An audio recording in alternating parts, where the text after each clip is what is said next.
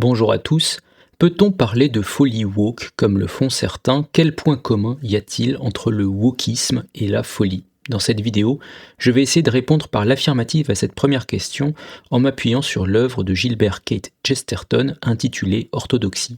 Dans un de ses chapitres, Chesterton explique à quoi ressemble une discussion avec un fou et comment on peut essayer de discuter avec lui. Je vous le lis.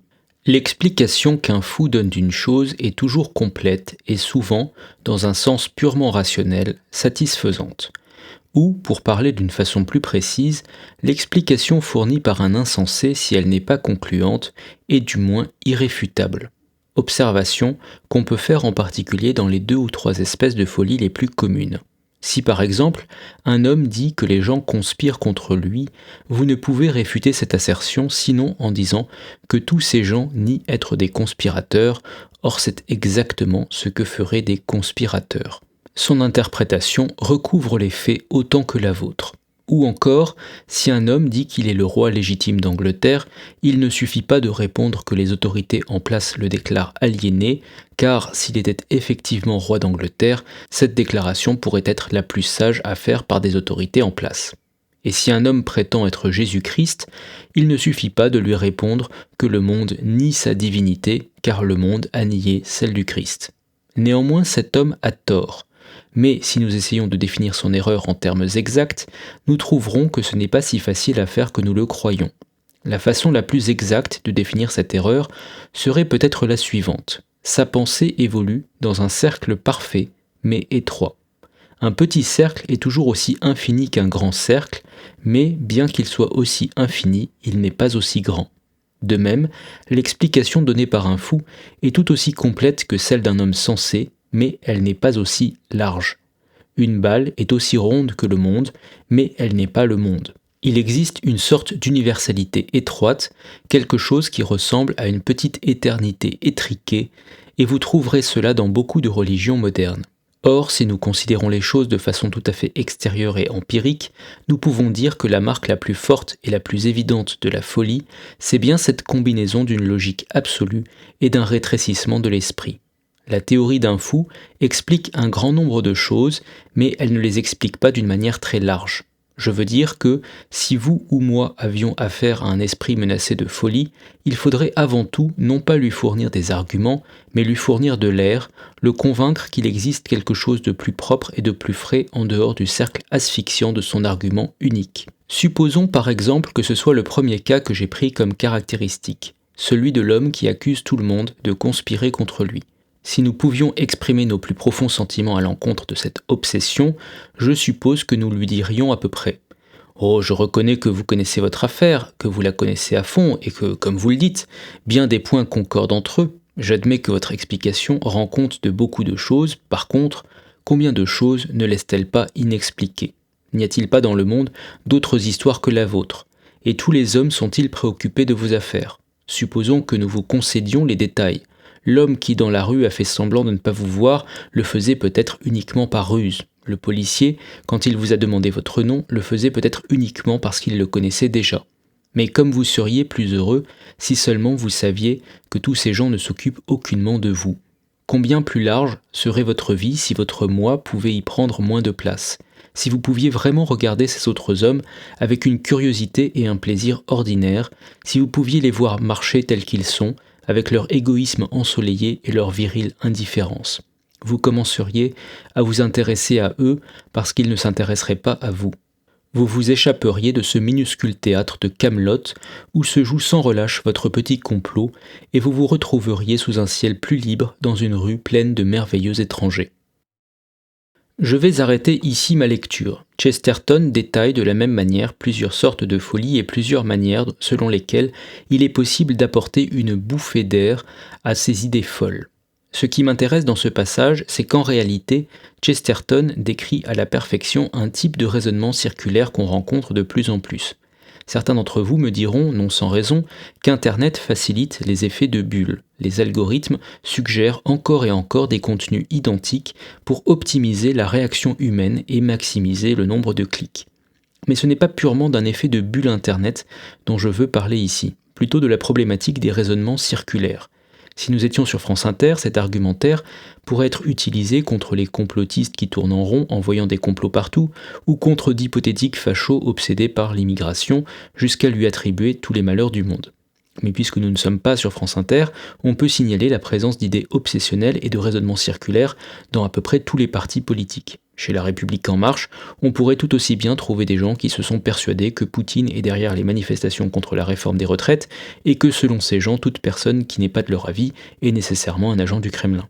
Chez des centristes en général, on pourrait trouver cette idée que le centre est le dernier bastion démocratique face aux extrêmes et que toute personne en désaccord fait partie des extrêmes. Chez la France Insoumise, on pourrait trouver des gens qui pensent qu'il y a une inquiétante montée de l'extrême droite dans les médias français et que toute personne qui n'est pas de leur avis est nécessairement membre de l'extrême droite. En somme, indépendamment des partis, il y a une tendance naturelle humaine à s'enfermer dans des raisonnements circulaires et à fétichiser certains termes, ce qui renforce les dits raisonnements circulaires. Je voudrais pour ma part appliquer cette description de la folie aux diverses branches woke. En cas de besoin, je précise que je ne dis pas qu'individuellement chacun des militants woke est fou, je ne peux pas sonder les cœurs et les reins et je ne psychanalyse pas des gens par télépathie. Par contre, je dis que les idées qui sous-tendent leur discours sont folles au sens employé par Chesterton, et je vais essayer de le prouver. Le discours sur l'oppression, qui est commun à la plupart des branches du militantisme woke, est ce qui se rapproche, selon moi, le plus de la folie dénoncée par Chesterton. On entend par exemple parfois parler de privilège blanc, un privilège dont nous profiterions tous à l'insu de notre plein gré, et on nous explique que ceux qui voudraient nier l'existence de ce concept démontreraient par là même leur privilège. On nous dit d'ailleurs à peu près la même chose du privilège d'être un homme ou d'être hétérosexuel. J'avais montré la circularité de plusieurs de ces arguments dans des vidéos passées, notamment sur le terme de patriarcat.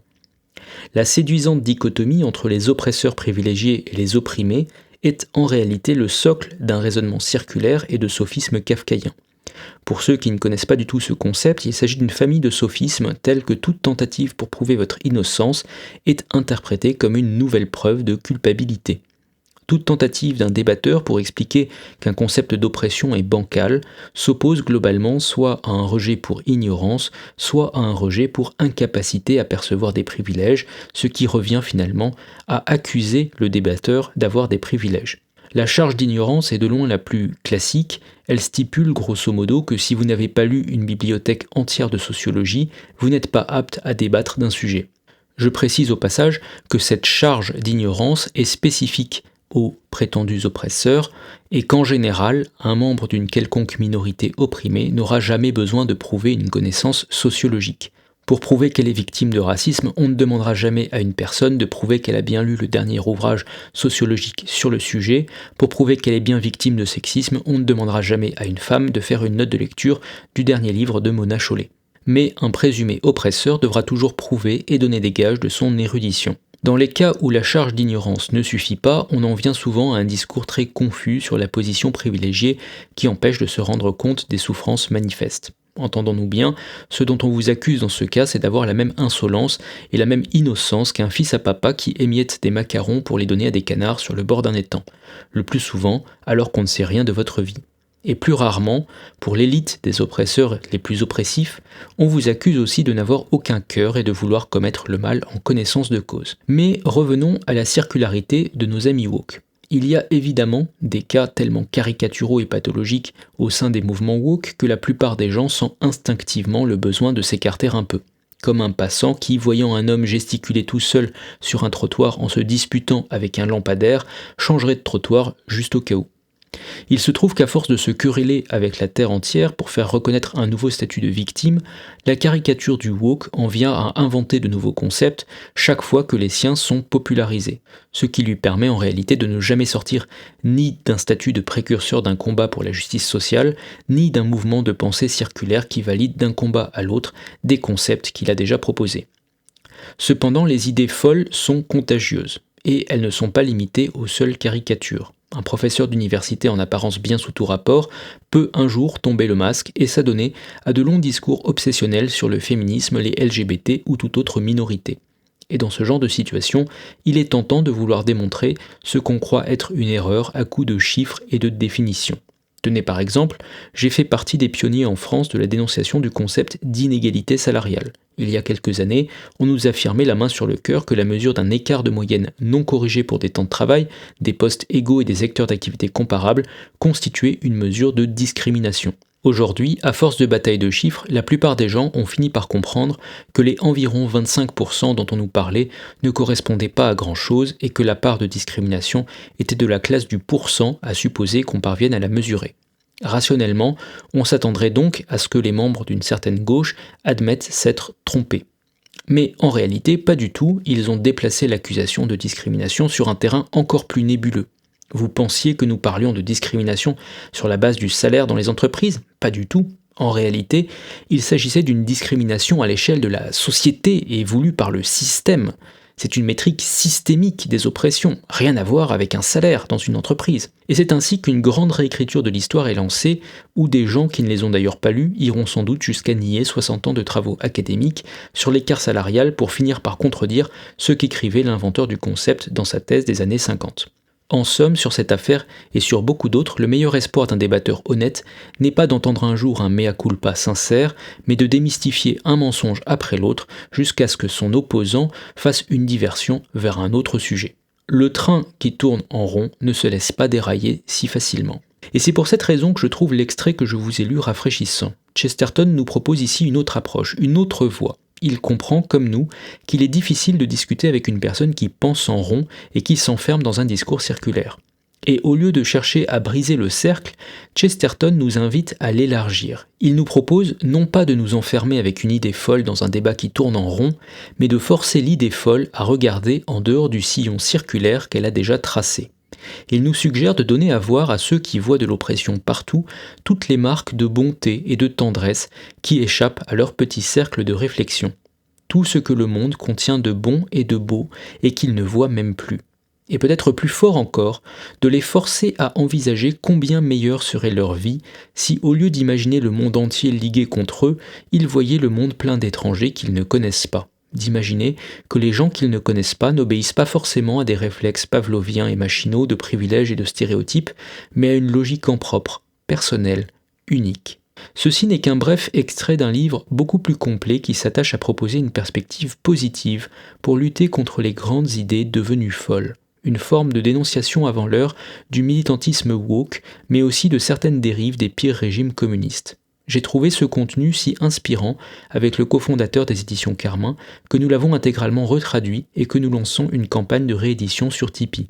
Comme la dernière fois, pour ceux qui l'ont eu, l'impression sera soignée, la mise en page est impeccable et vous avez même une très belle ristourne si vous faites partie des 100 premiers acheteurs. Si vous ne voulez pas la version papier, vous avez aussi une version numérique au prix dérisoire de 5 €. Voyez-le comme un moyen de soutenir la chaîne. Tout est en lien en description et je remercie tous les lecteurs pour leur aide d'avance. Quant à moi, j'espère que cette vidéo vous aura inspiré et vous aura donné peut-être une nouvelle perspective de discussion avec des personnes que vous considérez woke pour avoir des débats un peu moins asphyxiants. Prenez soin de vous et à bientôt.